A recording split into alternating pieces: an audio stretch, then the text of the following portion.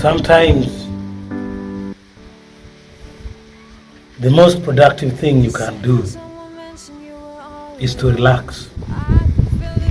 You know, in life, we do a lot of things which are dynamic. You set your target and sometimes you fail to meet it with time. You work hard, you put all your energy.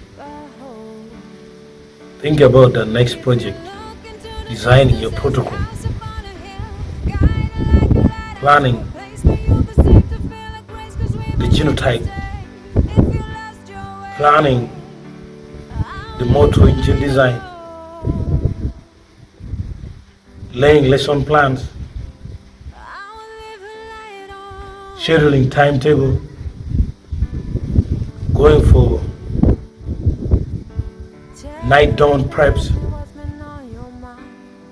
whatever field, whatever thing you're doing in your life. Times you get exhausted and the best option is to relax. Why? This is all about mental health. Where your mind gets exhausted, you need to take a break and rest. Then you can start over again. It's like when the engine gets exhausted. It needs to rest, it needs water to cool it. Thanks.